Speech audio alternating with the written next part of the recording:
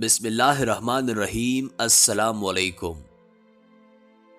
امام احمد ابن حنبل رحمۃ اللہ علیہ نے اپنے صاحب زادے کو شادی کی رات 10 نصیحتیں فرمائی۔ ہر شادی شدہ مرد کو چاہیے کہ ان کو غور سے پڑھے اور اپنی زندگی میں عملی طور پر اختیار کرے۔ امام احمد بن حنبل نے فرمایا، میرے بیٹے، تم گھر کا سکون حاصل نہیں کر سکتے جب تک کہ اپنی بیوی کے معاملے میں ان 10 عادتوں کو نہ اپناؤ، لہٰذا ان کو غور سے سنو اور عمل کا ارادہ کرو۔ پہلی 2 تو یہ کہ عورتیں تمہاری توجہ چاہتی ہے اور چاہتی ہے کہ تم ان سے واضح الفاظ میں محبت کا اظہار کرتے رہو، لہٰذا وقتاً فوقتاً اپنی بیوی کو اپنی محبت کا احساس دلاتے رہو اور واضح الفاظ میں اس کو بتاؤ کہ وہ تمہارے لیے کس قدر اہم اور محبوب ہے۔ اس گمان میں نہ رہو کہ وہ خود سمجھ جائے گی۔ رشتوں کو اظہار کی ضرورت ہمیشہ رہتی ہے۔ عورتوں کو سخت مزاج اور ضرورت سے زیادہ محتاج مردوں سے کوپت ہوتی ہے، لیکن وہ نرم مزاج مرد کی نرمی کا بے جا فائدہ اٹھانا بھی جانتی ہے۔ لہٰذا ان دونوں صفات میں اعتدال سے کام لینا تاکہ گھر میں توازن قائم رہے اور تم دونوں کو ذہنی سکون حاصل ہو۔ عورتیں اپنے شوہر سے وہی توقع رکھتی ہے جو شوہر اپنی بیوی سے رکھتا ہے، یعنی عزت، محبت بری باتیں، ظاہری جمال، صاف ستھرا لباس اور خوشبودار جسم، لہٰذا ہمیشہ اس کا خیال رکھنا۔ یاد رکھو، گھر کی 4 دیواری عورت کی سلطنت ہے۔ جب وہ وہاں ہوتی ہے تو گویا اپنی مملکت کے تخت پر بیٹھی ہوتی ہے۔ اس کی اس سلطنت میں بے جا مداخلت ہرگز نہ کرنا اور اس کا تخت چھیننے کی کوشش نہ کرنا۔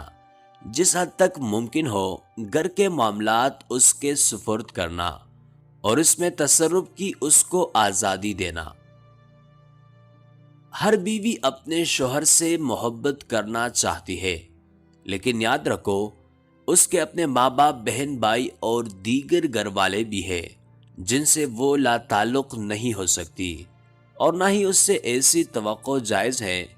لہٰذا کبھی بھی اپنے اور اس کے گھر والوں کے درمیان مقابلے کی صورت پیدا نہ ہونے دینا، کیونکہ اگر اس نے مجبوراً تمہاری خاطر اپنے گھر والوں کو چھوڑ بھی دیا تب بھی وہ بے چین رہے گی، اور یہ بے چینی بالآخر اسے تم سے دور کر دے گی۔ بلا شبہ عورت ٹیڑھی پسلی سے پیدا کی گئی ہے اور اسی میں اس کا حسن بھی ہے۔ یہ ہرگز کوئی نقص نہیں، وہ ایسے ہی اچھی لگتی ہے جس طرح بوئے گولائی میں خوبصورت معلوم ہوتی ہے، لہٰذا اس کے ٹیڑھے پن سے فائدہ اٹھاؤ اور اس کے اس حسن سے لطف اندوز ہو۔ اگر کبھی اس کی کوئی بات ناگوار بھی لگے تو سختی اور تلخی سے اس کو سیدھا کرنے کی کوشش نہ کرو، ورنہ وہ ٹوٹ جائے گی اور اس کا ٹوٹنا بالآخر طلاق تک نوبت لے جائے گا۔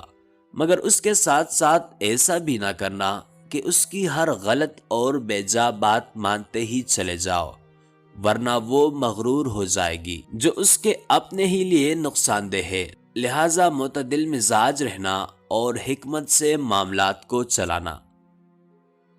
شوہر کی ناقدری اور ناشکری اکثر عورتوں کی فطرت میں ہوتی ہے۔ اگر ساری عمر بھی اس پر نوازشیں کرتے رہو لیکن کبھی کوئی کمی رہ گئی تو وہ یہی کہے گی، تم نے میری کون سی بات سنی ہے آج تک؟ لہٰذا اس کی اس فطرت سے زیادہ پریشان مت ہونا اور نہ ہی اس کی وجہ سے اس سے محبت میں کمی کرنا۔ یہ ایک چھوٹا سا عیب ہے اس کے اندر، لیکن اس کے مقابلے میں اس کے اندر بے شمار خوبیاں بھی ہے۔ بس تم ان پر نظر رکھنا اور اللہ کی بندی سمجھ کر اس سے محبت کرتے رہنا اور حقوق ادا کرتے رہنا۔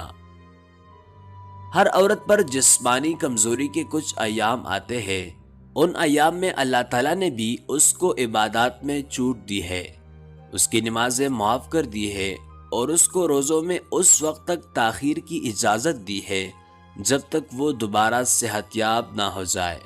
بس ان ایام میں تم اس کے ساتھ ویسے ہی مہربان رہنا جیسے اللہ تعالیٰ نے اس پر مہربانی کی ہے۔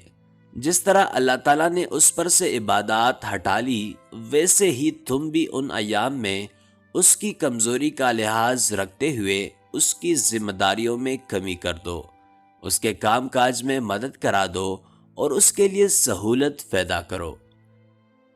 آخر میں بس یہ بات یاد رکھو کہ تمہاری بیوی تمہارے پاس ایک قیدی ہے جس کے بارے میں اللہ تعالیٰ تم سے سوال کرے گا۔ بس اس کے ساتھ انتہائی رحم و کرم کا معاملہ کرنا۔